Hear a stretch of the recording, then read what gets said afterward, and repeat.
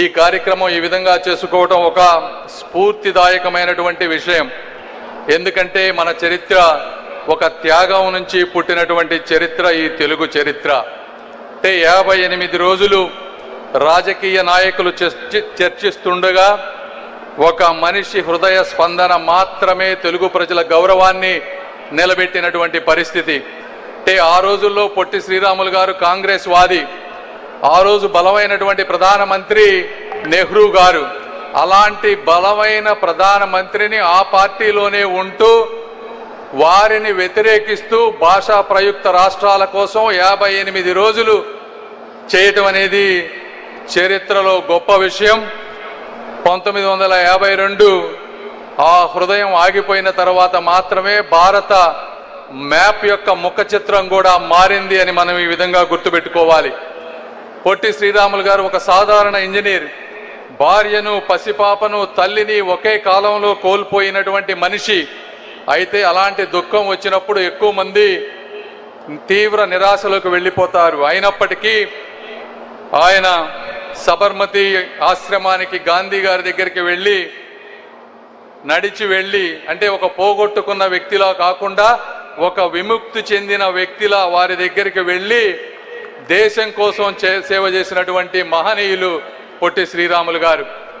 వారి కమిట్మెంట్ చూసి ఆ రోజుల్లో గాంధీజీ గారు శ్రీరాములు లాంటి వ్యక్తులు 11 మంది ఉంటే స్వాతంత్రాన్ని కేవలం ఒకే ఒక సంవత్సరంలో తీసుకొచ్చేవాడిని అని చెప్పారు. నిర్మలమైన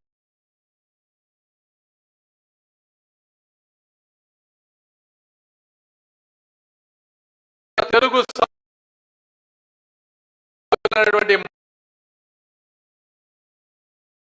చేస్తా కేవలం త్యాగానికే కాకుండా నిర్లక్ష్యానికి గురైన వర్గాల హక్కుల కోసం నెల్లూరు నడివీధుల్లో ఎండల్లో పోరాడారు.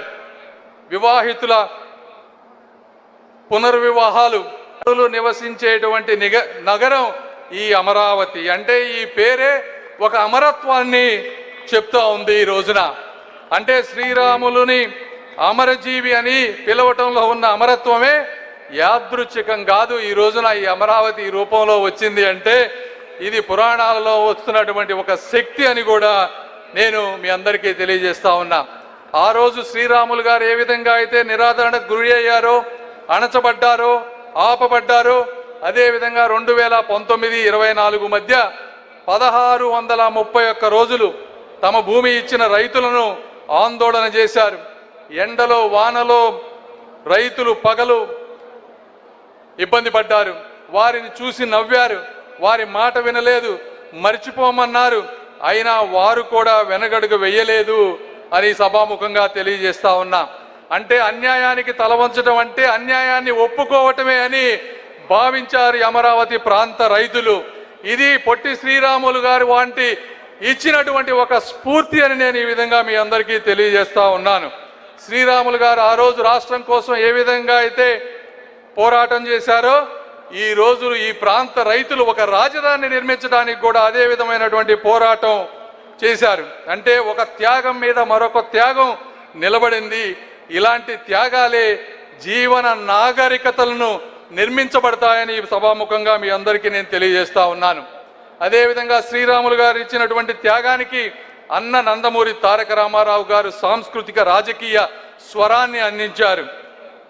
అదేవిధంగా ఆ తర్వాత అదే విధమైనటువంటి సంకల్పం ఈరోజు గౌరవ ముఖ్యమంత్రి నారా చంద్రబాబు నాయుడు గారు చూస్తూ ఉన్నారు.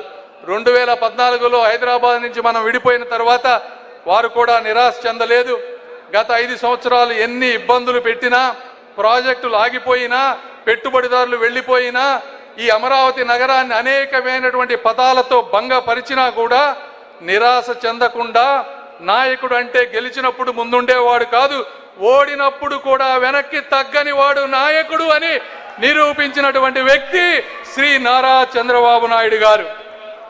అందుకే చరిత్రలో సార్ మీకు కూడా అమరావతిని మళ్ళీ నిలబెట్టిన నాయకుడు శ్రీ నారా చంద్రబాబు నాయుడు గారు అనే విధమైనటువంటి బిరుదు కూడా వచ్చే విధంగా మేమందరం కూడా కష్టపడతామని మీకు తెలియజేస్తా ఉన్నాను. అదేవిధంగా శ్రీరాములు గారి లక్షణాలు ఎన్నో యువత నేర్చుకోవాల్సిన విషయాలు కూడా ఉన్నాయి. నా మటుకు నేను కొన్ని నేర్చుకున్నాను. అంటే యువత ఏదో ఒక సోషల్ మీడియాలో ఒక వైరల్ క్షణం కాదు, ఒక నిజమైన కారణం. అంటే మనల్ని మించిన కారణాన్ని వెతుక్కొని సమాజానికి, మన రాష్ట్రానికి, మన దేశానికి ఏమి చేయాలో ఆలోచించాలి. అదేవిధంగా నిశ్శబ్దంతో నిరుత్సాహపడకూడదు. శ్రీరాములు గారు 6 వారాలు నిరాహార దీక్ష చేసినా కూడా ఎవరు మాట వినలేదు. నెహ్రూ గారు పట్టించుకోలేదు, మీడియా పట్టించుకోలేదు.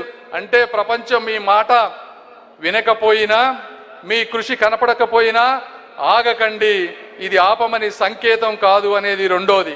మూడోది, కులం, మతం, ప్రాంతం మర్చిపోండి. శ్రీరాములు అన్ని కులాల ఇళ్లలో ఆ రోజుల్లో భోజనం చేశారు, అన్ని వర్గాల ప్రజల కోసం పోరాడారు. తెలుగు తల్లి బిడ్డలందరూ ఒక్కరు అనే విధంగా ఆ రోజు ప్రవర్తించారు. ఈ రోజు కూడా అందరూ ఎవరికి నచ్చిన వాళ్ళు మంచి రాజకీయాన్ని ముందుకు ప్రోత్సాహపరచాలని మనస్ఫూర్తిగా కోరుకుంటా ఉన్నాను. కేవలం విభజించడం అనేది బలహీనమైనటువంటి నాయకుల ఆయుధం, ఐక్యత బలవంతుల ఆయుధం అని ఈ విధంగా నేను తెలియజేస్తా ఉన్నాను. అదేవిధంగా ఆఖరిగా 4వది, నవ్యాంధ్రప్రదేశ్ నిర్మాణంలో ప్రతి ఒక్కరు కూడా భాగస్వామ్యం కావాలి. నా ఊరికి వెలుతురు కావాలి అంటే ముందు నా ఇంటి దీపం వెలగాలి.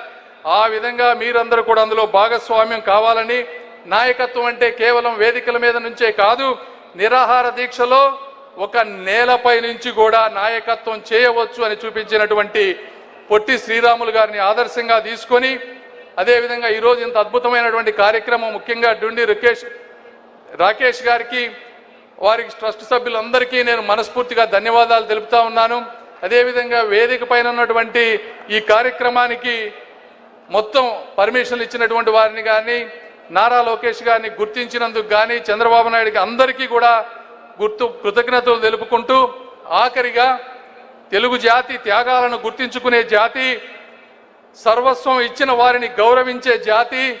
ఆ రోజు 58 రోజులైనా, ఈ రోజు 1631 రోజులైనా సరే ఆపిన, అడ్డంకులు సృష్టించినా తిరిగి లేచి నిర్మించే జాతి ఈ తెలుగు జాతి అని తెలియజేసుకుంటూ, అమరావతి అంటే కేవలం రాజధాని నగరం కాదు, అమరావతి అంటే పొట్టి శ్రీరాములు గారి త్యాగానికి సమాధానం అని తెలియజేసుకుంటూ, నా అవకాశం ఇచ్చిన మీ అందరికీ కూడా మనస్ఫూర్తిగా ధన్యవాదాలు తెలుపుకుంటూ సెలవు తీసుకుంటున్నాను. Thank you.